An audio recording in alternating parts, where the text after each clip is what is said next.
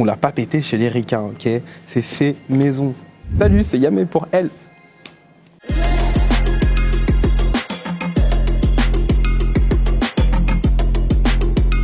L'intro du projet Ebem, il n'y a pas de parole.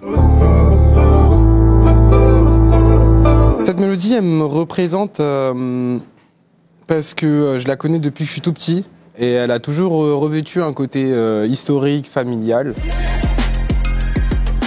C'est pas une punch en particulier ou quoi, c'est juste Yamé, je savais pas que t'avais ce flow, c'est pas chez les ricains que je l'ai pété. C'est vraiment ma particularité de faire quelque chose qui est propre à moi.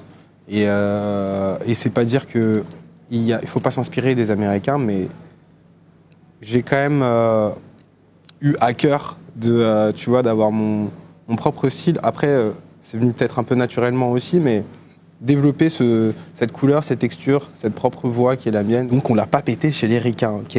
C'est fait maison. C'est très simple, c'est je sors la bécane et je fume la...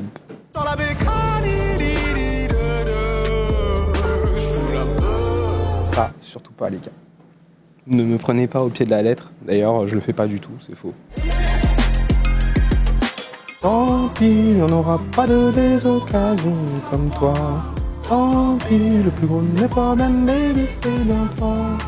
Tant pis, si nous deux finis par l'emporter sur moi. J'ai souvent eu tendance à considérer que c'était un problème de se mettre en couple.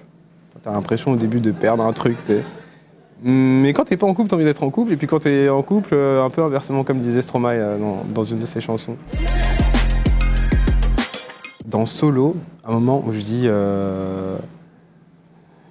un an de tournée, j'oubliais, en tourbus on levait le pied, beaucoup de maïs et de miel, pas toujours entouré des meilleurs.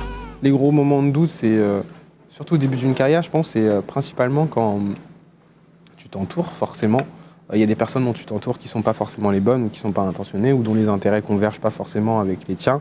Et moi, ça a été un gros moment de doute et de tension un peu. Il y a une punchline dans Moto qui parle bien de la liberté. Solo dessus, je suis solo. Quand ça va pas, je sors la moto. C'est là que je prends mes décisions salaires. Ça y est, je loin de tous ces salauds. Mon moment de retraite, je vais souvent prendre la moto et fuir un petit peu. Et en fait, c'est un peu ça, c'est la liberté par rapport à toutes les contraintes que tu peux avoir, même si c'est pas non plus des grosses contraintes. Parfois, ça fait du bien de pouvoir s'aérer. Et moi, la moto, c'est toujours ça, quoi. Dans la chanson Dans 10 ans, c'est juste une phrase, mais je dis si tu nous voyais maman. Si tu nous voyais maman. C'est vrai que ma mère elle est partie il y a longtemps déjà et que je pense qu'elle serait assez fière si elle nous voyait, ma sœur et moi, et mon père aussi évidemment, où on en est aujourd'hui, quoi. Tout ce qu'on a fait grâce à elle aussi.